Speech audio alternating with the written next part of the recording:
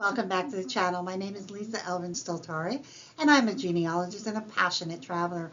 Over the last several years, I have been featuring each fille du roi, the king's daughter, or les filles mariées, the marriageable girls, and getting to know their stories a little bit better.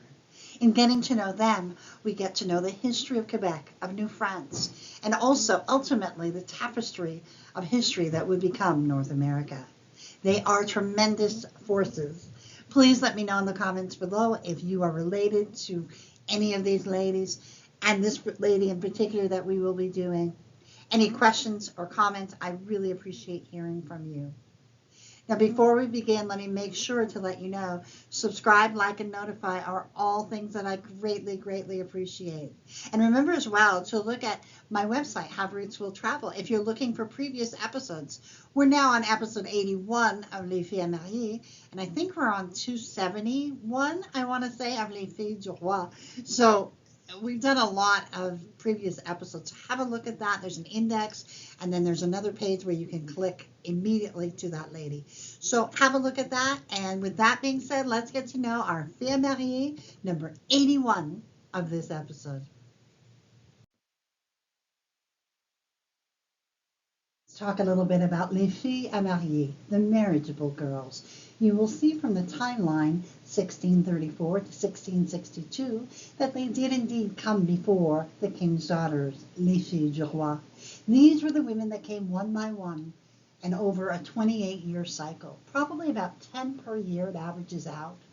And they are truly the founding grandmothers of Quebec. These are extraordinarily brave women who came to a place that was truly a wilderness, and they created families and cities and towns that live on to this day. They were there first.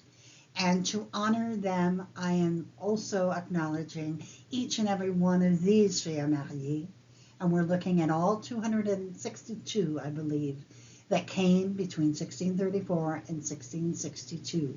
To those ladies, we owe an enormous amount of gratitude.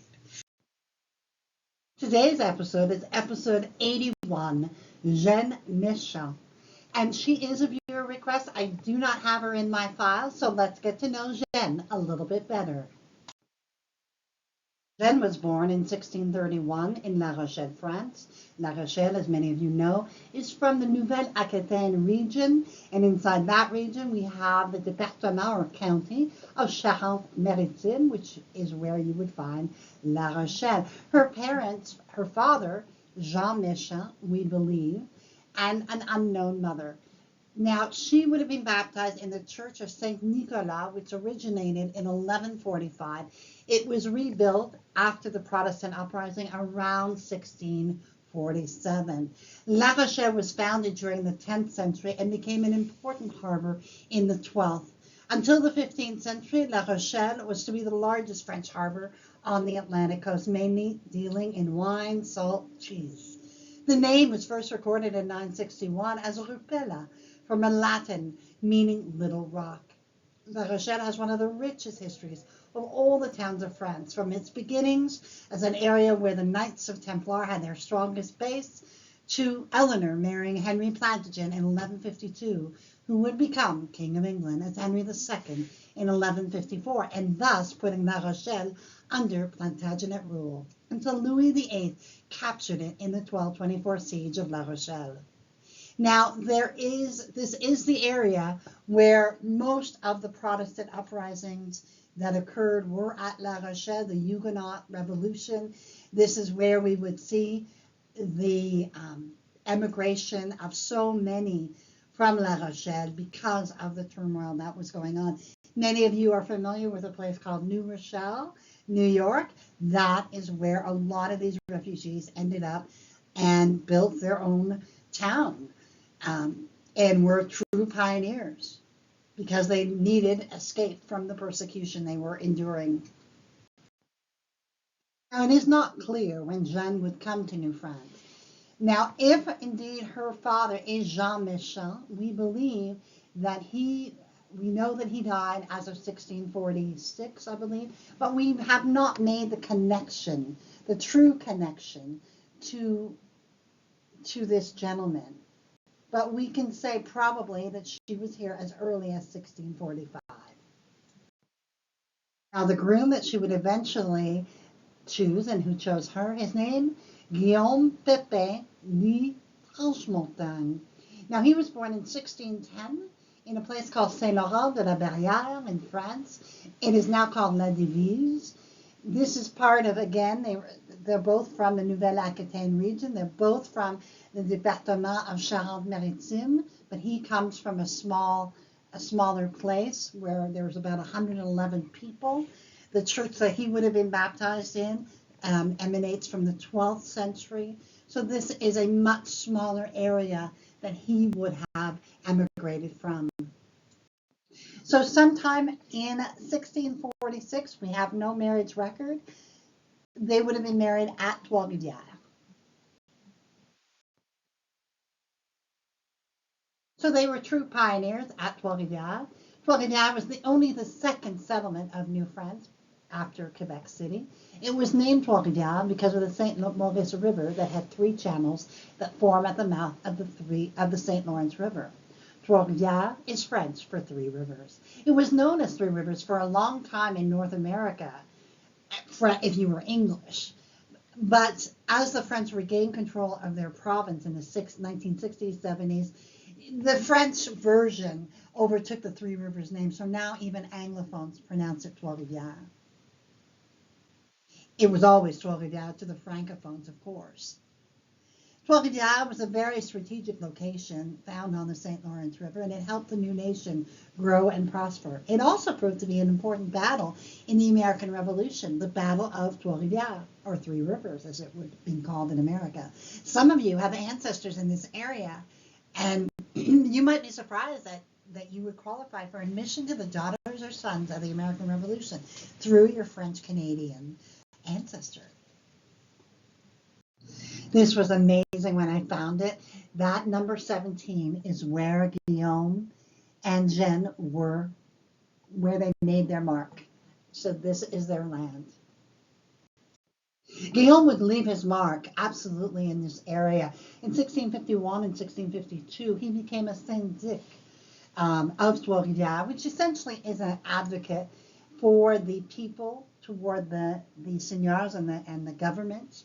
And then eventually he became a judge for the seigneurie at Champlain. So, and there's an excellent article on the French Canadian genealogist website. I urge you to go and have a look at the description. It really is remarkable for those of you who want to probe a little deeper. He would go on to have 13 children. First, Jacques, who would marry Jeanne Caillé, and have 9 children, 5 of whom made it to adulthood.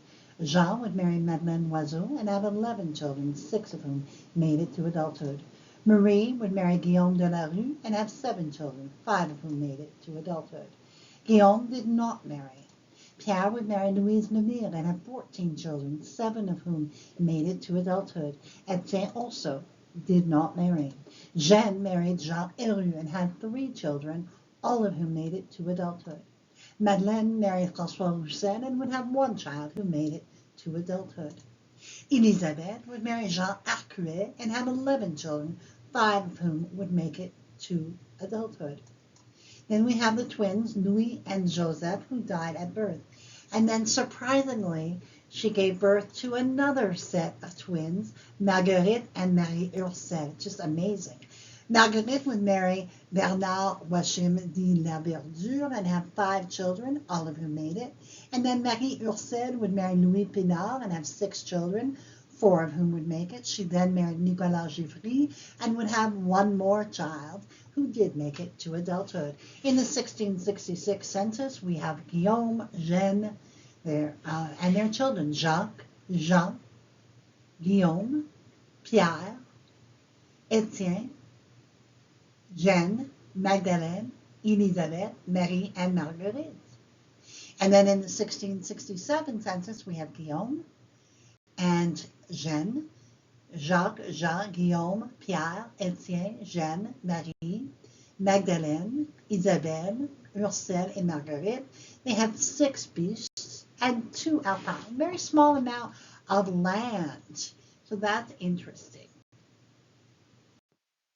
Jeanne would go first. She would die sometime between 1680 and 1681, the census. She would have been, if 50, she would have been for sure 49 years of age, not making it, we don't believe, to her 50th birthday. Just a tragic, tragic early death. However, she left her mark on New France by leaving us with, as of 1729, an unbelievable amount of descendants. 388 descendants that carry on her name and her legacy. So in the 1681 census, Guillaume is alone. He is 70 years old, and he has one gun, 3 goats or cattle of some kind with horns. And at this point, he has 30 alpins valeurs, which is about 25 to 27 acres of land. Guillaume would not remarry. He lived on another 17 years, dying at the age of 87 years of age. It's just remarkable. He is buried in Three Rivers. He died August 12th, 1697.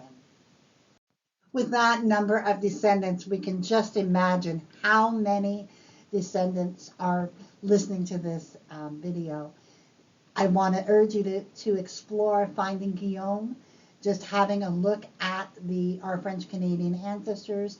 I've provided a link to the edition. He's in volume 5 of our French-Canadian ancestors. It gives a wonderful, wonderful story about this family. Now, it is incredible the number of names that go with Pepe. Now, Pepe in French Canada is a name that I grew up with. It's very, very there. So it has not gone away. But there are many, many variations. And rather than read them all out to you, I actually printed it in the notes so you can copy and paste. Really and truly have a look at that and see if anybody in your particular tree could in fact be part of this enormous tree that they have founded. Wow, what can we say about Jeanne? She truly was a pioneer. And to have been the matriarch of the Pepe family, as we have looked at how important this family is in Quebec. And also to have left us with almost 400 descendants as of 1729. I can only imagine how many of you out there this is your great grandmother. So please let me know in the comments below. She truly was a woman of substance. Not only did she give birth to 13 children and leave us with all those descendants, but she was also the true companion and colleague and mate for a man who really made his mark as well, Guillaume Pepe. So this was an important power couple in many respects. So we want to bless her memory. We want to thank her for her contribution. And most of all, we are so grateful for her presence in New France, and we honor her memory. Thank you, Jeanne, for coming to our shores and gifting us with your presence. And with that being said, let me say thank you to my patrons and supporters. I couldn't do this without you. I really appreciate each and every one of you. For those of you who are so inclined, if you want to participate, you can look on the link below for the Patreon and the coffee link. Each of those will lead you to the potential for contributing to the channel.